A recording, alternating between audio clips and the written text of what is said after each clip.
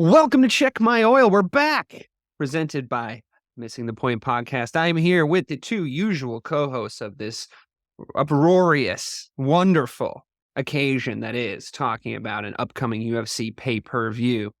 I've got Ben Peake, former professional mixed martial artist and current asshole.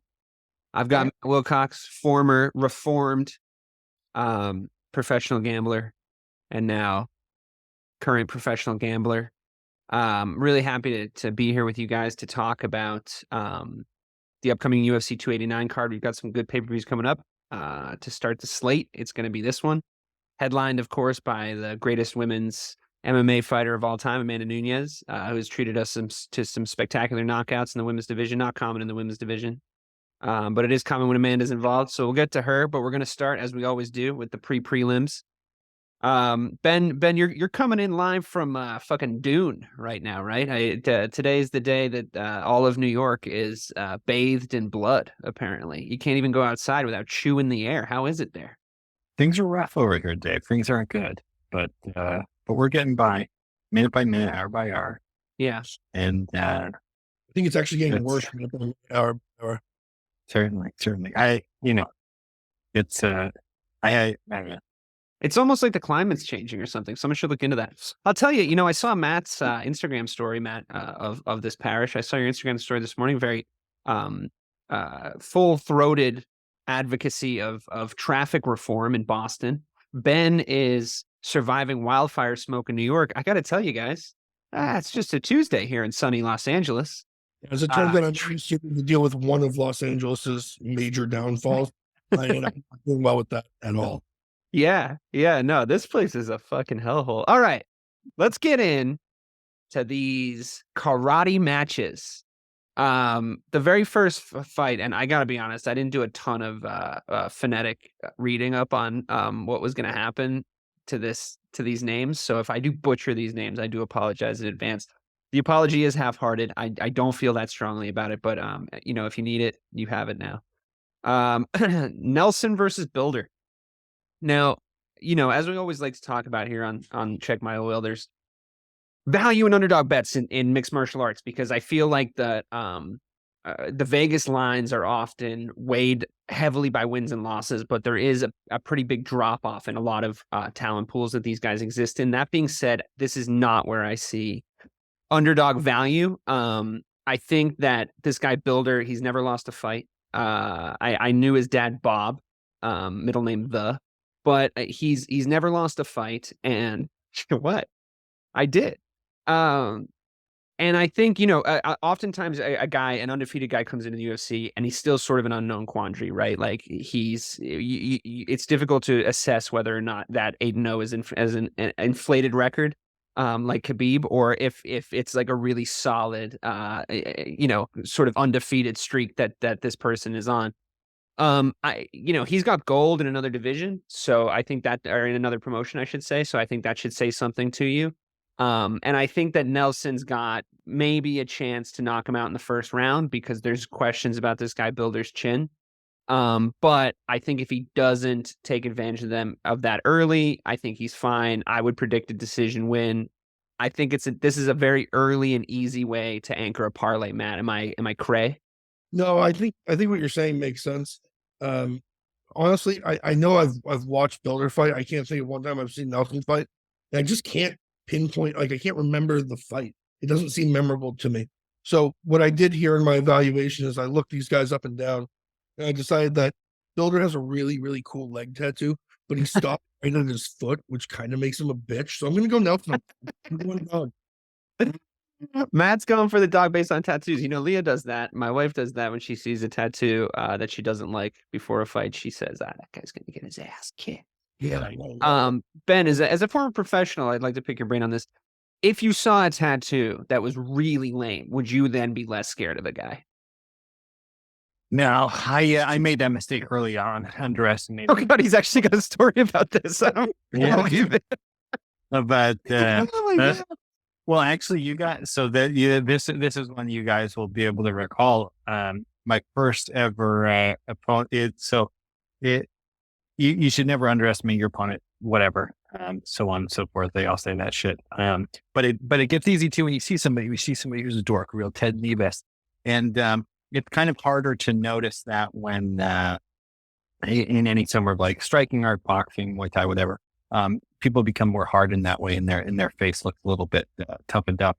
But you guys were both at my first ever Naga competition, if you recall. I got smoked. I got smoked by a Ted Nevis. Like this absolute dork dude came in, like big, thick, heavy glasses, skinny looking, whatever guy. He was like, "Oh, I just lost my other division. Can I compete in this?" And he took me down and worked me immediately. I was like, "Shit, I was not expecting this." You can't, especially when it comes to MMA, when it comes to anything that's grappling, you don't get hard in the same way. You got to take it serious. You never know who it does.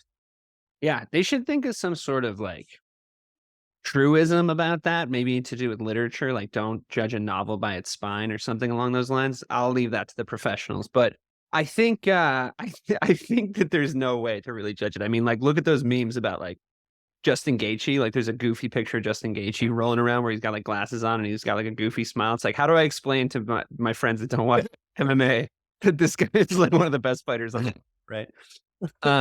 But yeah, I mean, it's difficult, honestly, when we're doing research for these shows and you're kind of deep in the pre-prelims. And if we're being honest, the pre-prelims of a card that maybe gave up some of its organs to some other cards coming up afterwards, you're looking at something where it's like, how did Vegas even really pick these lines? You know, so there might be some fucking value in the dog. I have been on this show kind of doubting the power of featherweights before. It's just I do have this thing stuck in my head where it's like, I don't really trust a featherweight to get a first round knockout like I would a welterweight up, right? Or even a lightweight up. So, we'll see. I guess I'm hesitant to really give hard advice on a betting line on this because I don't know a ton about these two guys, but I think it's going to be a good way to snap the show off. We're not doing the early prelims because there's two fucking fights. I don't know what they're even. Just fold them in. Fold in the cheese, David. Fold in the cheese.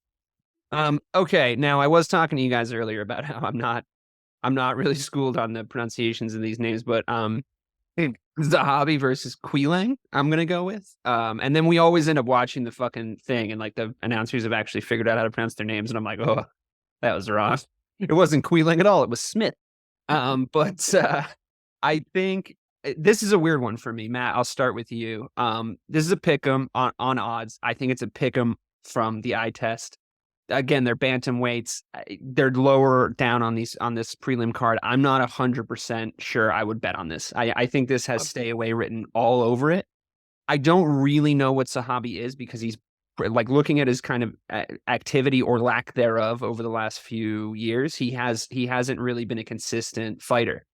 The UFC probably still sees something in him, or maybe they're keeping him to sort of fill out the roster, if you keep it deep. I'm not privy to Dana White's decisions on these things, like who gets cut, who doesn't.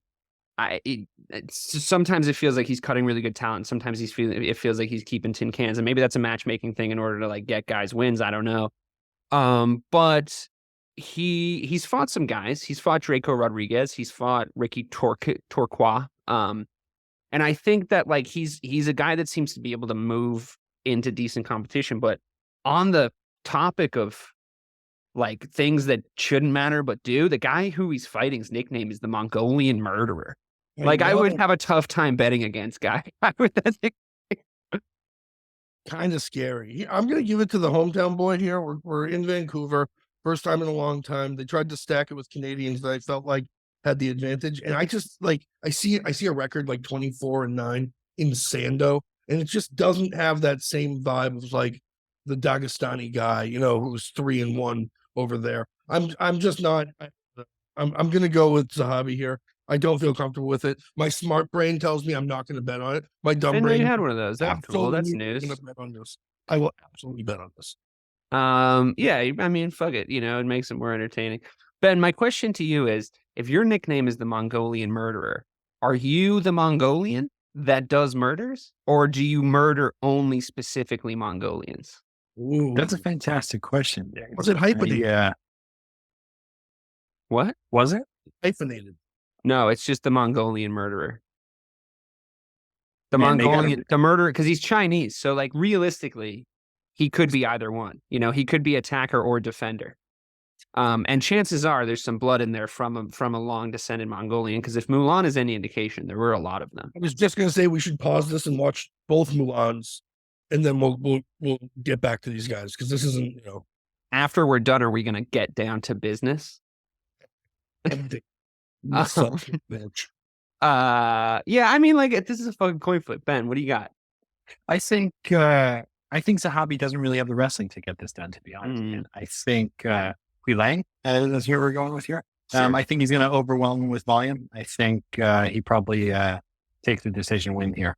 I think Zahabi, tough guy. He's got how many knockouts? 5 of his last 7 fights, something like that. But again, this is over like 7 times in 5 years, something like that. So, some crazy fight. I don't know. I don't think he's going to have the stuff to put away the hungrier fighter. I think Hui Lang comes in and does it. I think I agree because, like, the whole hometown thing, like, it depends on the hometown. You know, like, I liked the bump it might have given Masvidal fighting in Miami. I like when Brazilians are fighting in Brazil. I think that has like an impact. You know, I think if you're like George St. Pierre fighting in Canada, like, or Conor McGregor fighting in Ireland, or, you know, like these things are a thing. I think if you're like an early prelim fighter fighting in Canada, I mean, look, that's not to say that I think Canada has some of the best knowledge base of mixed martial arts. I think this is going to be a great crowd. I really do. I think because of how big of a deal GSP became in that country, I think it's really elevated their mixed martial arts like IQ, and you can tell shitty crowds. We've had a couple in the past few years, not to name any names, but like Jacksonville, I'm fucking looking at you. These things matter, right? And I think that a good crowd actually can influence fights. I mean, we've had conversations about how bad the judging is. We're actually slated to talk a little bit about that Kai Kara-France decision last weekend. But I mean, fuck it, let's do it now. I think, you know, the judging's so bad and the refereeing has been guilty of being bad too. We've seen this, the crowd gets impatient because of ground grappling and it influences the referee, it influences the judges. Ben, over the course of your experience in mixed martial arts, in kickboxing, is it frustrating to try to fight in front of a crowd that doesn't understand what they're watching, that like just wants to watch a bare knuckle boxing match, essentially? Do you feel that? Do you hear that when you're in there at all? Or does it just not, have you tuned it out? You know, yeah, despite the length of my career, early on, I would say I wouldn't have heard it. I wouldn't have paid attention to it because you're so zoned into the task at hand. But even as my career progressed, and I became completely calm, I was much more aware of my surroundings. I still didn't pay that much attention to the crowd, but to be honest here, I fucking threw bangers, kid. So the crowd was the crowd, like I was getting knocked out or knocking somebody out. So you've never been knocked out. You've never been knocked out. So what? But you get the point. Like I went in there all the time and I was always down to fight. And I remember one of my last fights in Mound, Minnesota. Oh, wow. Yeah, Mound, Minnesota. The only thing I had to eat when I was waiting in waves, I hated this where I was sitting in this fucking, in this hotel in Mound, Minnesota, eating a can of, sardines and an avocado. That's all I had before the weigh-in. It was awful. And I was sitting in the room by myself wondering, when are you going to give it up, dude? Like, haven't we had enough of that? Nobody's it's just too bad that was at the end of your movie, like at the start of Creed when he's fighting in Mexico, like fighting, and it's just like, all right, well, at least it's the first 15 minutes of the movie. It sucks when it's the third act and you're eating sardines in a hotel. Yeah, dude, sardines and I was like, nobody you even know is going to be here. What are you doing?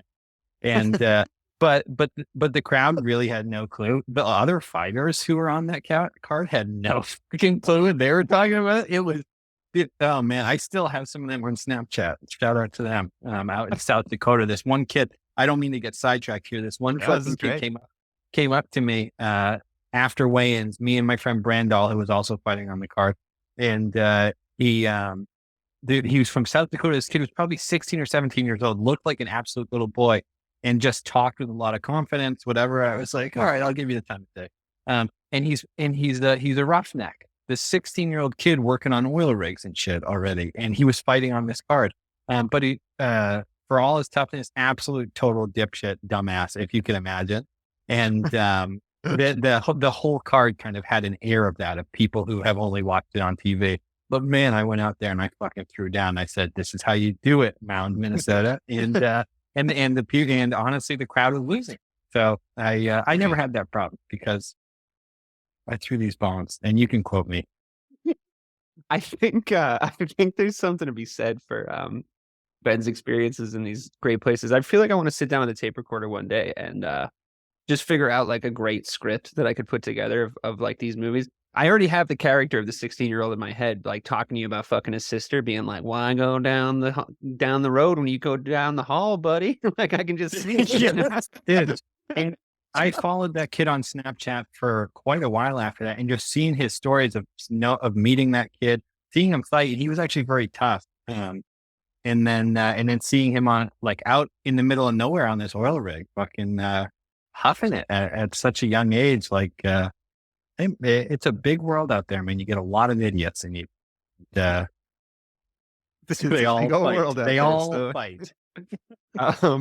Matt, what are your feelings on the current process of digging for oil in South Dakota? I mean, sorry, what are your feelings on the judges from last week's event? Because I honestly turned it off. The fight ended. I watched the main event. It was an okay card. It wasn't anything spectacular, but it was free. I watched the card. I watched the main event, and I was like, okay, Kai Kara-France won that, and I turned it off, and I went to bed, or I started getting ready for bed, and the wife comes in and is like, "He lost." It's like, wait, what? Like, that's how sure I was that he'd won. So what, like, can you just talk for a minute to me about like how it makes sense that we're still using boxing scoring? How, like, why? Like, this is somebody's fucking bag, dude. This is somebody's money. Like, you're fucking with his career, his rankings, he said this after the fact, his rankings, his bank account. Like, I would be fucking furious. You know, I would need to call customer service. $100,000. That's how much Kai Kara lost on that. Come on, man. So I'm going to be honest. I want to be completely transparent here. I do have a bias thing going on here because I kind of destroyed that card. I kind of bet every fight on a hunch and a whim and won almost every fight except for one. So I took all my winnings and put it on Kai Kara because obviously France is going to win. And it's the inconsistency. Wait, hold on a second. I need to know something here. Are we sure that his name is Kai Kara and his last name is France? I don't know. I thought it was his first name was Kai and his last name was Kara. France.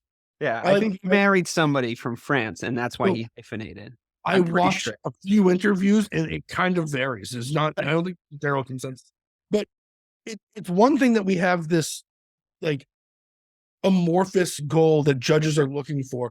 It seems almost like unattainable. Like you shouldn't be punished in a 5-round fight for going the distance. Like it's amazing that you made it that far. It shouldn't be like we're just going to close our eyes and flip a fucking coin now because every judge was looking for something different in the bout. This judge was more focused on damage. This judge was more focused on control of the octagon. This judge, I don't know what the fuck he was looking at because the 4th round was Kai Kara-France all day long. Yeah, I can't believe somebody gave him the 4th round. That's fucking crazy. Fucking unbelievable. And you hear it from these these smaller fight leagues where they have open scoring, and it's like, if Kai Kara-France knew one of those judges fucked that up, and he lost that 4th round with one judge, don't you think the 5th round would have looked a lot different? You went to bed. Yeah. He won the 5th round, but he didn't push the pace. He didn't punish him.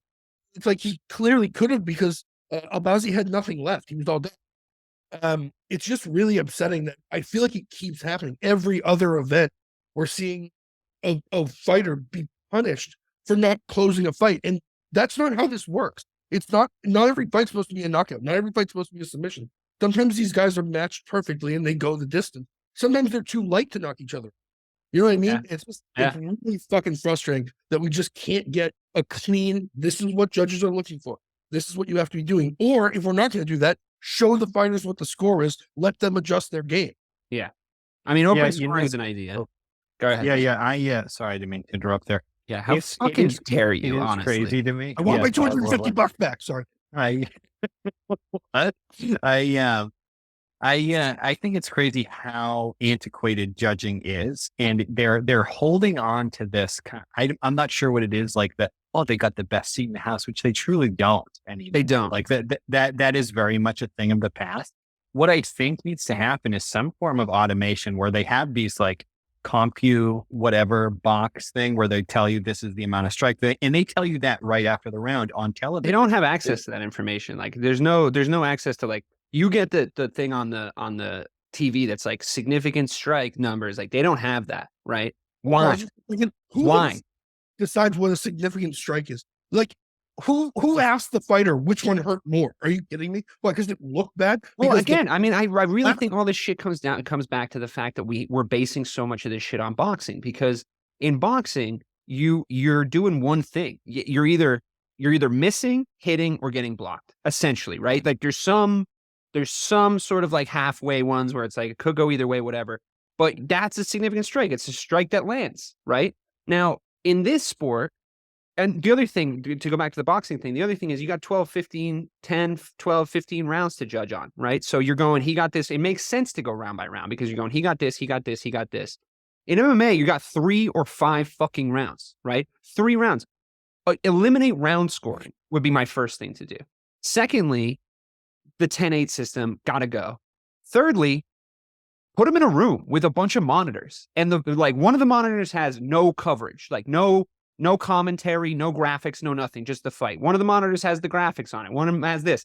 Fourthly, or I don't know what I'm at now, 12 of them, 15 of them, not 3, 15 fucking judges, right? And like, then you can have majority wins and it doesn't matter, right? Because it's like, we need a consensus. We can't have one idiot ruin somebody's fucking career, right? So make it a jury, it's like no more judges, juries now, right? And have them know what the fuck they're doing. Like some of these guys you see, and it's like, why? How did you get this job? Like, and also we say this about other sports when we talk about referees and stuff. It's like there's got to be accountability. Like some sort of stick a microphone in their face afterwards and ask them why they did this shit. Why they judged it the way that they judged it. Even if you want to block out their face or something and make them anonymous so they don't get like fucking assassinated, that's fine. But you got to explain. You got to explain. Why did we all see this? But you said this, like, at least tell us. Right. There's nothing worse than seeing somebody with a job where they're allowed to egregiously fuck up. Because if I egregiously fuck up my job, like there's consequences. So it's like the weatherman before there was real meteorology. It's just like, oh, good. It's like the weatherman now. What's meteorology? They fucking made that shit up. They're like, it's not gonna rain tomorrow. Rains. That's astrology. It's the same. I don't trust ologies. That's why I never go to a doctor. All right. I just want to take this 1 second to shout out USA Muay Thai here because last time I was cornering, I cornered for USA Muay Thai in Arizona when I was living in LA, and they showed on the television right in front of everybody who won each round. And so then you're like, okay, fuck, we're behind, whether or not you agree with it or disagree with it. Now you're like, okay, you can't get on your bike here. It's the case. It's time. Yeah. It's time to go. Yeah. No, that is the fucking way. Create a better product too. Like, isn't that? It would. Nobody's coasting in the 5th round. You know what I mean? Like, and then it creates that tension. Like, if you're doing what Ben's talking about, that open scoring system, it creates that tension of like the other side of the coin. Oh, I'm ahead. I'm winning. Let me take my fucking foot off the gas. The other guy knows he's not. He's coming for you. The dynamic of the fight changes in the last round. Then whatever. Absolutely. Fucking Dana. They're never gonna get it right. And then Dana White talks to Carl France after the fight, and he's like, "Yeah, I thought you had it too." Like, hey, fuck stick, it's your product. I know. I know. Like, there's nothing I can do about that. Sorry. Maybe one less fucking Friday where you eat a waffle and how about you go fix the fucking make a universal commission or something. Like, yeah.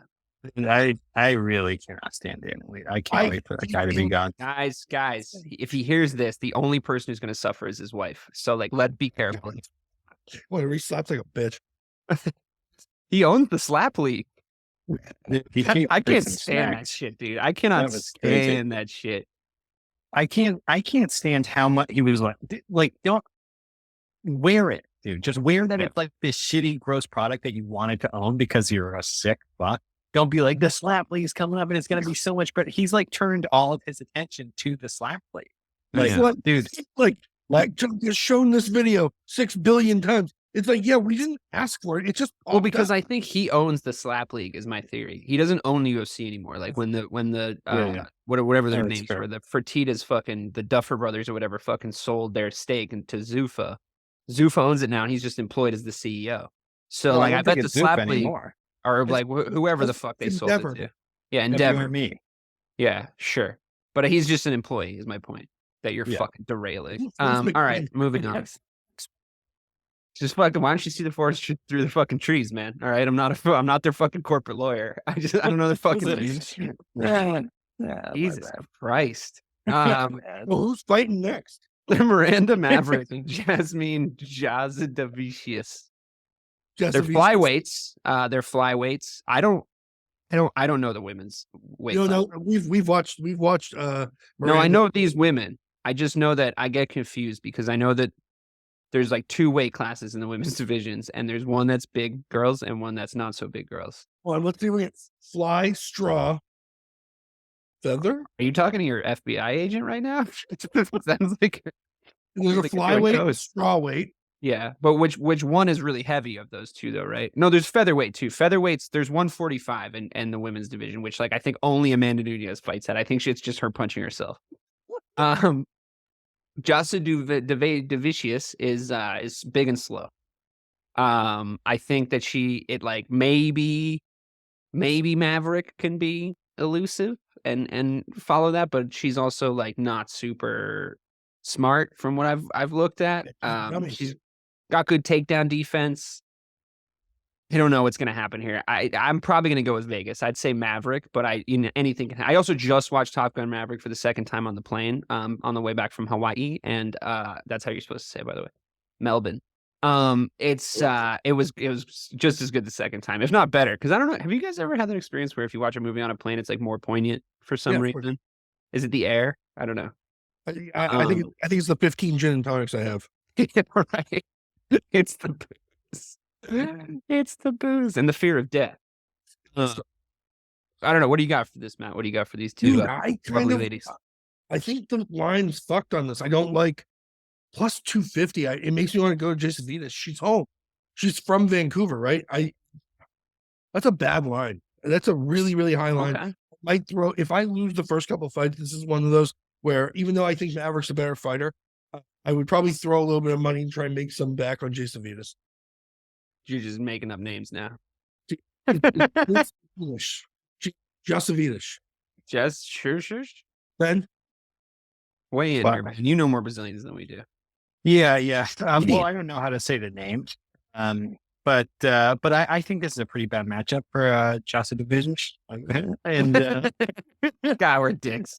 yeah. I just think to your point, I think she's too big and slow. I think she won't be able to keep up with Maverick on the feet. Well, you know, And, Maverick's built for speed, baby. That's right, baby. And I think she's just completely outclassed with her wrestling ability.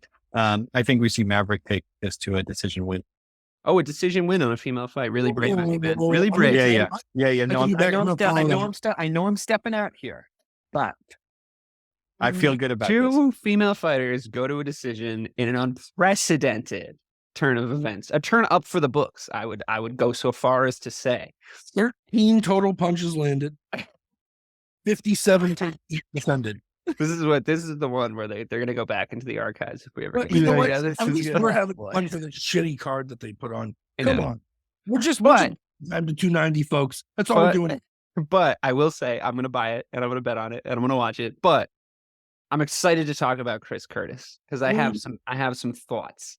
I want to hear them. Is he still crying, or are the tissues, are the eyes dry? It's Or funny, man, because that was what I was gonna say. Like, I don't think I've ever had somebody whose like personality matches or clashes so directly with their fighting style to make me like love and hate them at the same time. I really like how he fights. Like, I think he's a super crisp boxer.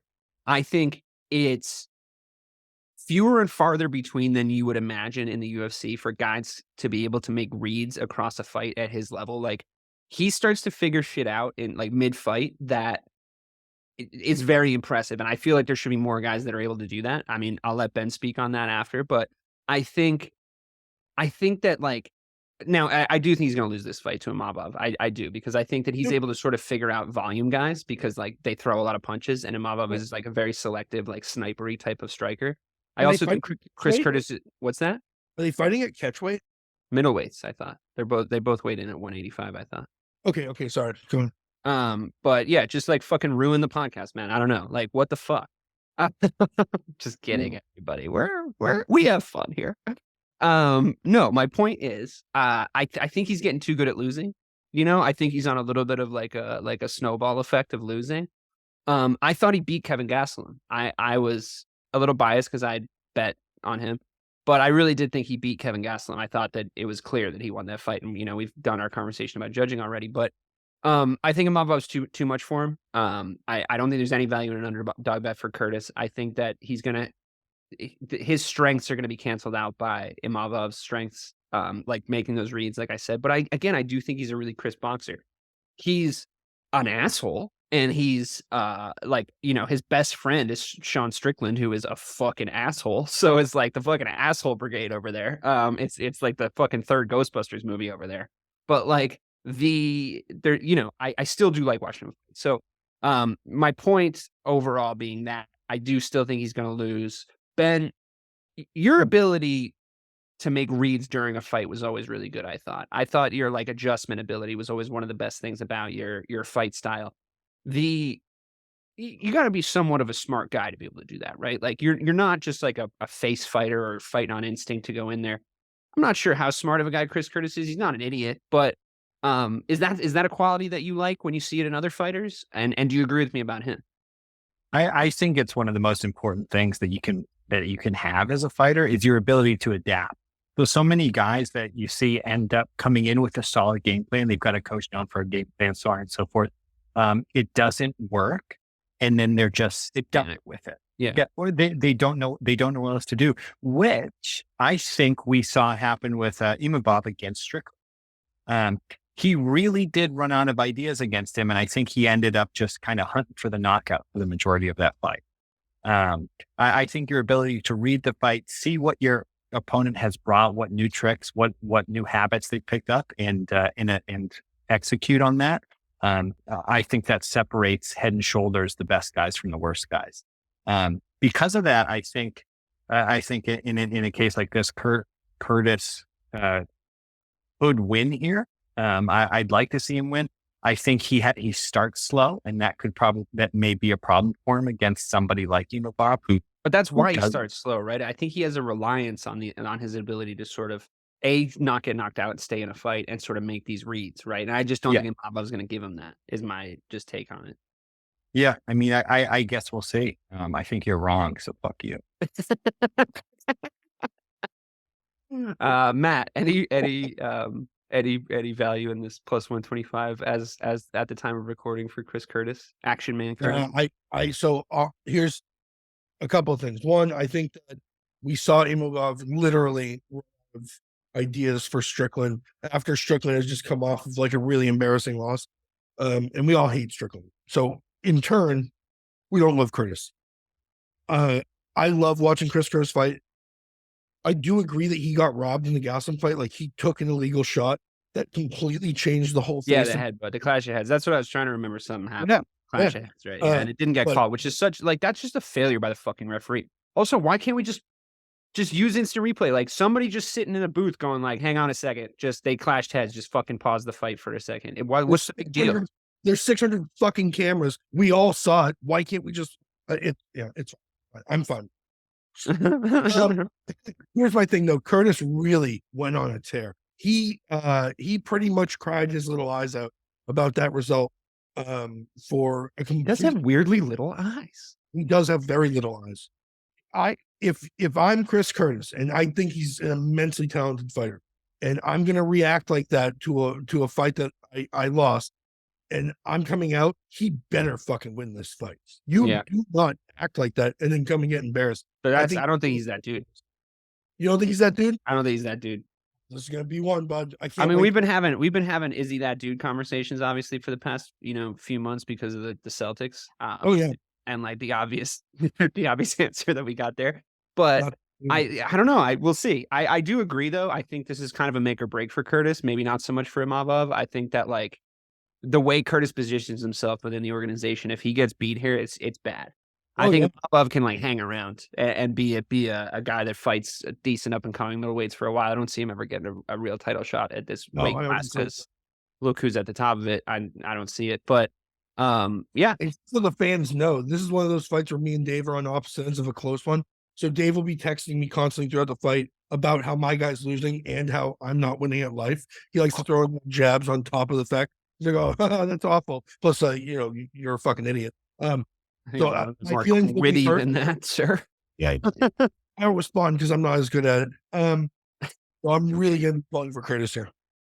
I feel like Chris Curtis is built like a welterweight too. Did he ever fight a welterweight? I feel like he's built like one. He should just fight. So I have Imavov weighing in at 194 on my phone. Oh, are they really fighting a catchweight? Or No, I'm not sure. I didn't say so. But they haven't done the weigh-ins yet. It's fucking they haven't done the Wednesday. weigh-ins, What are you talking about? I don't. See, you really are an idiot. This is what I'm talking about. Jesus fucking dude. Christ. He's got you down to a T, bud. Verbal. See, I'm already being. What are you talking about? Did he tweet about weighing on his bathroom scale today? What the fuck? Oh, ESPN has him at 194. ESPN has him at 194. Like walking around? What does that have to do with anything? No, they don't know what they were walking around at. I don't know. He's gonna like sweat a little and take a few shits. He'll weigh in at 185 on Friday. Anyway, whatever. It doesn't matter. I'm angry. Marc-André Barriault, who sounds like he should be an F1 driver. Barriault. Caption in French. Make sure to put a caption in there, laughs in French. Eric Anders, I fucking hate this guy. Here's why. One of my early adopted fighters that made me lose a bunch of money. This motherfucker, I saw one thing about him, and I would love it if you could guess one fact about this guy that made me want to bet on him every single fucking time. And then I would forget that he like lost me money before, and he would go into a fight, and there was always the same little factoid that they tell you about him. Matt, can you guess what it is? I don't know. What is it? He went to the University of Alabama, and he played sports there, right? And I was like, oh, he's like a fucking D1 athlete. Like, he's an athlete. Whatever's if I didn't know the name of the guy he was fighting, I thought that was going to edge it every single time. But here's the problem, mixed martial arts guys, and this is a lesson, and I'm going to have Ben speak on this too. Our other friend, Alex, we would always argue. He would say the stupidest shit. He'd be like, oh, if Ray Lewis went in there just on athleticism, even if he didn't know what he was doing, just on athleticism, he would win a fight with any of the best guys at his weight. It's completely fucking ludicrous, right? It's absurd. We just saw this true Geordie guy, who's admittedly a big dude, talking about how he's got so much weight on Conor McGregor that he would just like pick him up and throw him. And it's like, dude, I'm sorry. Like, you don't like Conor McGregor. Cool. Like, lots of people don't. Like, he weighs a lot less than you. I agree. He will choke you unconscious. Like, there's no question about it, right? He's practiced at this. The problem is, I've noticed, if you're really athletic, you rely on that. And if you rely on that, right, because it's your instinct, you've been doing it your whole life. You've been faster, stronger, bigger, whatever it is. You put yourself in a position where you're like, I'll just explode out of this, right? Everybody's got a limited reserve of energy, first of all. Secondly, that's a really good way to hurt yourself. And thirdly, if you're doing it the wrong way, the guy on top of you knows that, he's just going to keep you there or fucking put you to sleep or whatever happens in the given situation. So, Ben, you were athletic, right? You were an athletic fighter. You're explosive. But I don't know if that was ever really what you relied on, right? It's not like you came from a background of playing fucking football at like a really high level or something. It was like you had strength and speed and size and stuff, but I'm sure you came up against guys, at least in the gym, that were like, I'm fucking strong. And I would just love to hear how that goes. Yeah, it's funny. I considered myself athletic, but I was always very skinny. And I remember coming up when I was in my early teens and training as always the smaller guy. I was always smaller. And a great example of this was how I got my first job bouncing at Irish Times when I used to train with the head of security, guy's named Steve, head of security at Irish Times. He was everybody that's a head of security, by the way, in Massachusetts, their name is Steve. Just so you guys, that's his name. Yeah. But sorry, go ahead. No. And big, enormous guy, very strong bodybuilder, whatever. Trained jiu-jitsu with him. But none of that stuff translates if skills aren't equal. It doesn't matter. It's funny because I've gone on and I've trained with lots of very, very athletic people who are coming in for the first time. And what training for an elongated period does to me, I don't always necessarily have to rely on I'm super skilled, because these athletic guys rush at you like a train. What it does for me is it makes me more durable in the right ways. So guys come in, they hit you like a freight train. It doesn't matter because I know how to fall. I know how to roll with it. I know that they've got about 30 seconds of this. And it's fun. Like what Alex said, this and that. I really don't want to dig too much into that, because it's like,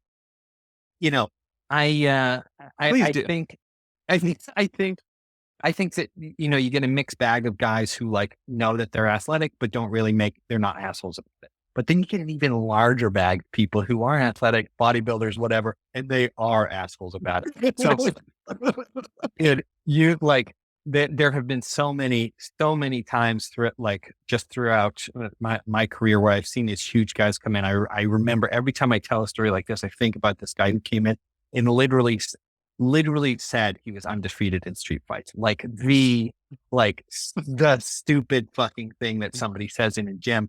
And you could just watch him move. All I have to do is watch you move for about 10 seconds when you first get on the mats. And I'm like, oh, dude, you are about to get butt fucked. Come on. And it's it literally is just, let me watch the way your feet move. Let me see how you fall. Let me see all these things. And no, being athletic, if the skill is equal, a big, strong, athletic person, that's going to be very important. And it does then translate, but you have to be able to apply the skill with that strength. You can't just run at somebody with all your size and strength and think that you're going to knock them, hold them down, because that's what you end up seeing with a lot of these guys is they bum rush you. They try to push you up against a corner or something because they don't know what they're doing. I don't know what they're doing. I'm like, what the fuck are we doing? Where does this go next?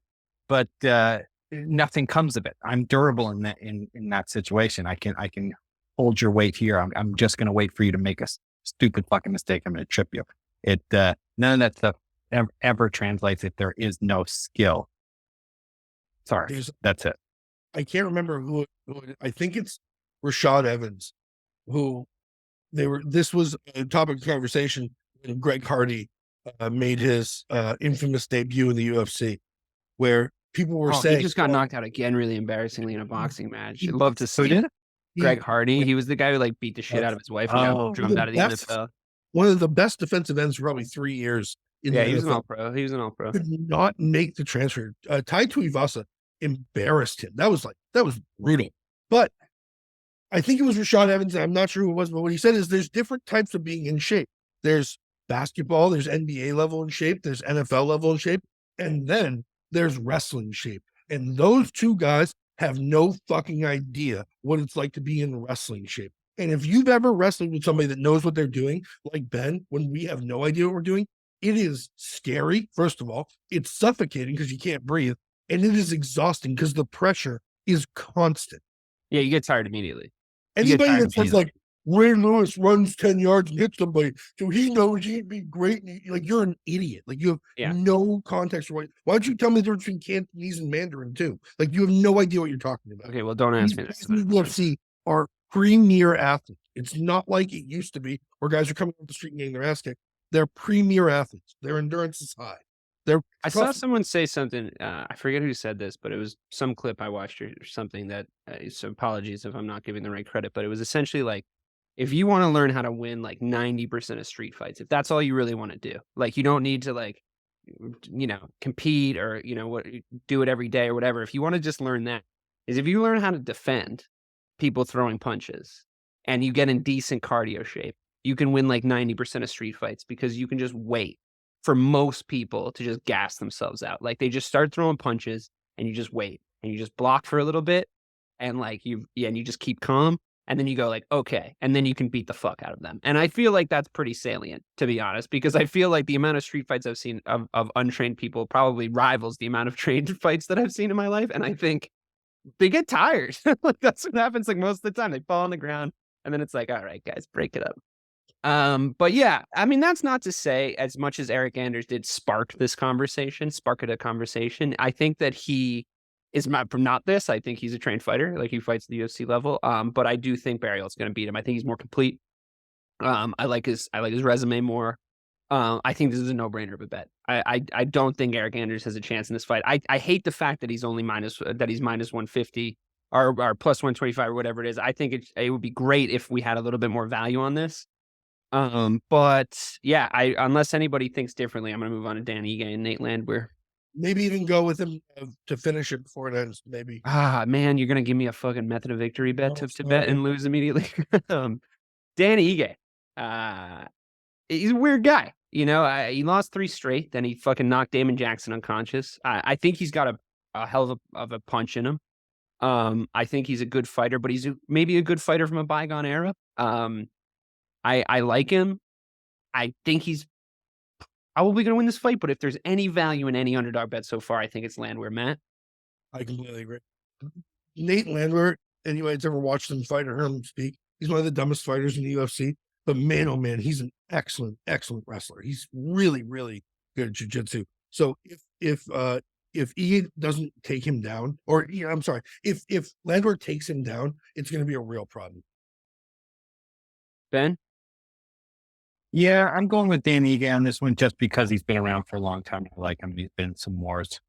I think to your point, maybe he's just not going to be here for much longer. Part of an older class of fighters, but I think it'll be exciting regardless. So I wish you the best.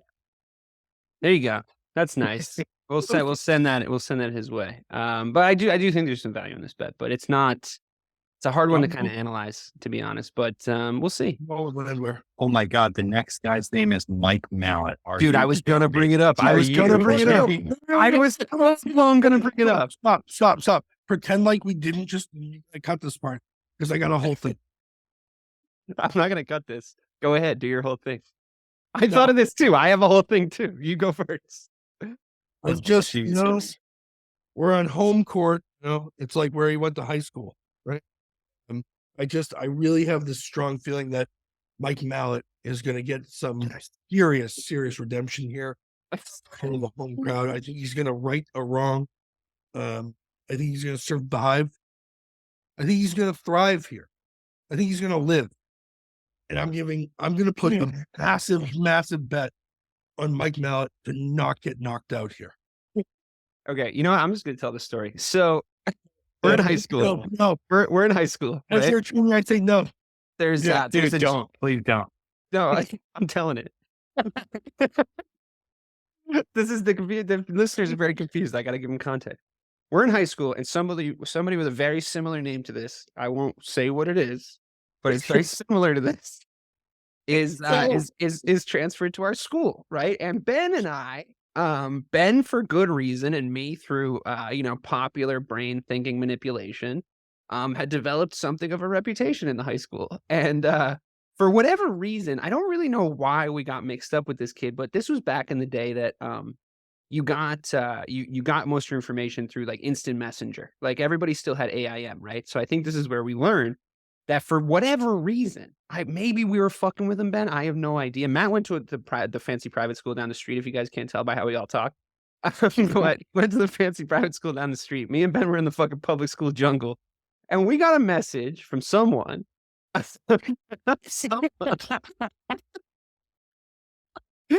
got a message from someone that said Mike Mallet. Oh, I mean, someone with a very similar name to Mike Mallet, right? Is going to come into school tomorrow and shoot you and Ben, or Ben and you, depending on who they were talking to. And we were like, now as adults, I feel like it'd be like, oh, that's a very serious allegation. We should really address this with like, we should really, think about this seriously. But at the time we were like, let's fucking see. So Ben and I go and find this kid like early in the day. And we go, hey, Mike, hey, sir, with a very similar name to the spider. We're like, hey, buddy. What gives? I heard you're gonna fucking shoot us. And I shit you guys not. He reaches into his pocket. Ben and I look at each other like we have miscalculated the Well, size fuck. of the- Fuck this. And I no, this is true story. This is exactly how it happened. He pulls his hand out of his pocket and he has made his fingers into a shooting gun shape. And he goes, oh, wow, to us. And honestly, that was so fucking weird that we just sort of left. We were like, okay. We kind of never fucked with him again. Honestly, okay. Well, no, oh yeah, actually now that I'm remembering it, I was gonna say We're not going we to tell didn't that have part of the anything- story. Yeah, I was gonna say we didn't, but yeah, I guess we did. Sorry, Wow. guys. I don't know shit about these two. You're doing charity work and taking care of homeless puppies. What are you guys doing? Mike, Matt wasn't here Mike, for any of that. Mike, I But think listen, you he's got fighting it. a guy named Adam Fuggett. Fuggett. Yeah. And I'm honestly cheering for Mike because I owe him one. So, No. Matt, what do you got? No, on a serious level, Mike Mallett's an excellent fighter. I think he's the number one contender. He's fighting on his home in his native land of Canada. I just heard an interview with him today. He's a real weird guy. He's got some of the best coaches in Canada all on his side, but he also has a mentalist coach that like keeps his mind clear, who also works with like top CEOs, top professional athletes and NHL players, obviously because it's Canada. I really do Mentalist. Yeah, I've seen the show. you know what? I haven't, but I really do. Mike Mallett's going to really take this one home.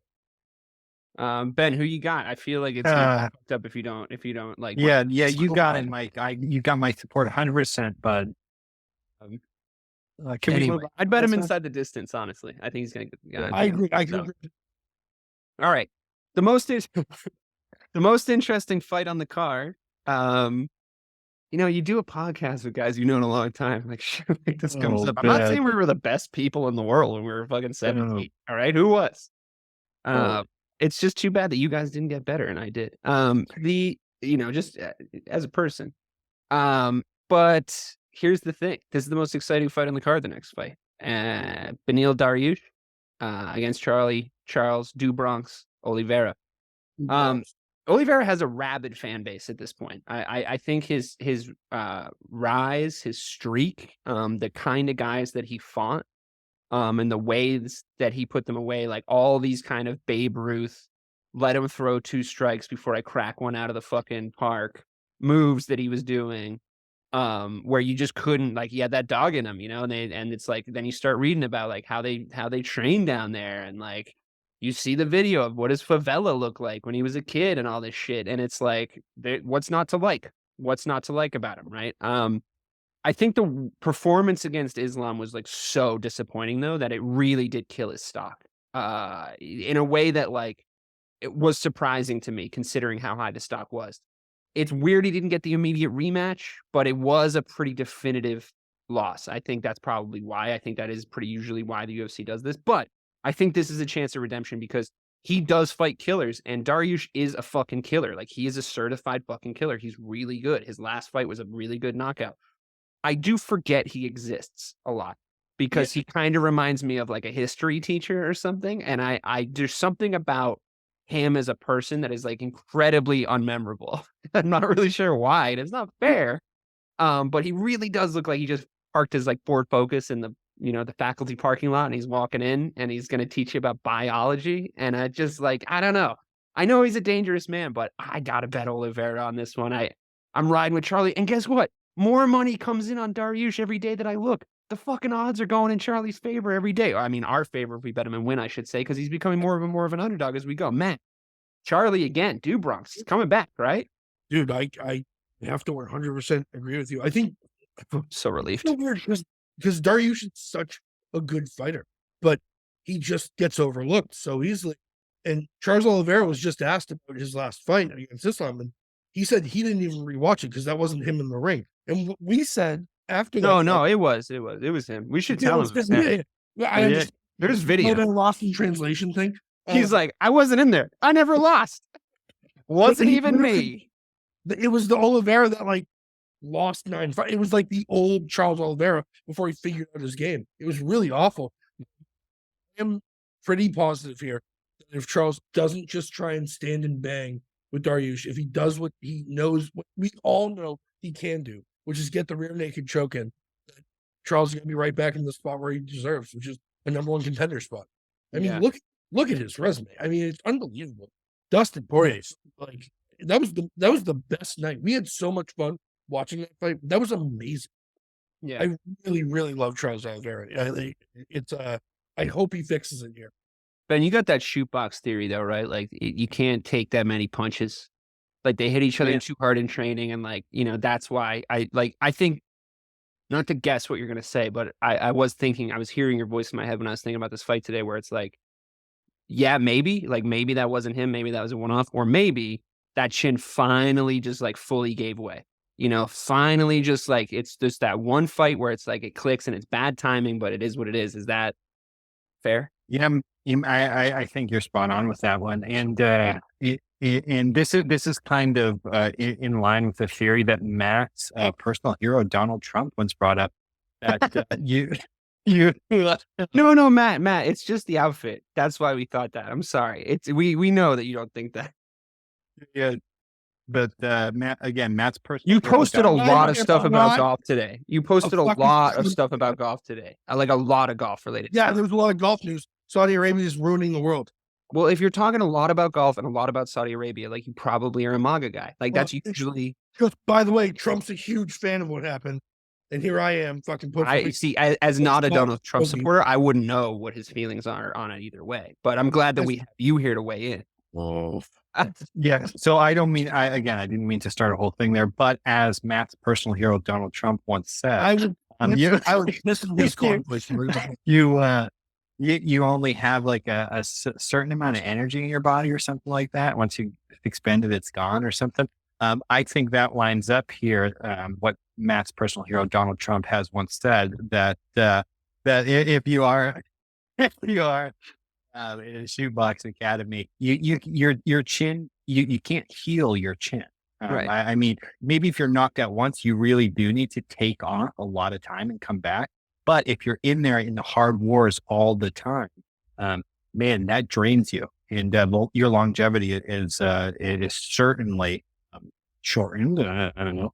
I remember back when we used to do some real hard rounds at CGR coming up in the boxing amateurs. I would leave there feeling like I was drooling some days, and it affects you later on, man. And there's no way around it. I think Dariush is a tough guy. I think he's a great fighter. I don't think he's ever fought anybody like. It's weird, right? Like he's gotten some really good wins, but if you look at his resume, it's like it's not Charles's resume. I think that's what Matt was saying. It's like Charles's resume is crazy. Yeah. Chandler. Yeah. All right. Well, what's nice about sorry? I hate Donald Trump. Yeah, no, we know. That was why that's what comedy is, Matt. Yeah. If you like Donald Trump, we wouldn't have been laughing. You guys know that when we put these podcasts out, TikTok loves to make fun of me. Let's just not open me up. No, it was just like that one video about Charles Oliveira. This is completely different. This is gonna be a video about Charles Oliveira. It was about Charles Oliveira. But the really nice thing about this card is, and the fact that we're running a little long on time, is that Amanda Nunez is going to wipe the floor with the lady that she's fighting. And you don't think so, Matt? You don't think so? No, Team Lobo. Give me another. Somebody learned her name. That's great. It's going to be a nice palate cleanser after the real main event. I will really appreciate it coming up as one more little bonus fight. But I don't have anything to say about it. I think it'd be really dumb to bet against Amanda in this fight. I'm going to bet against Amanda. I don't think Amanda's hard saying anymore. I think she's all done. I think she wants to move on from the sport. She's completely wiped the slate clean with her boxing coach, with her coaches. She's got a new boxing coach, a new wrestling coach. She's completely away from top team now. And Aldana's from this. I think she's still on the top team, Matt. Okay, I'm pretty sure she's still on the top team. No, she has none of their coaches. None of their coaches anymore. Okay, you missed what I was trying to say there. That's looking at. Oh, I get it. Dave, nice. Aldana's coming from. Did anyone think Grasso was going to take Shevchenko? No, same gym, same trainers. I really think we can see something here. I think we can see the end of. Did you just say? Did anyone think Grasso was going to beat Shevchenko? When I fucking texted you guys and I was like, I have a hunch I should put all my winnings on Grasso, and you talked me out of it, and then you fucking won. Yeah, I fucking did. Uh, All right. I think she would. Well, in that case. All right, gentlemen. Well, this has been a lot of fun. We've laughed, we've cried, we've reminisced about our time together as young, pubescent stallions rollicking through the fields of our youth. And I really appreciate you guys taking the time to talk about UFC 289. This has been, and always will be, Check My Oil.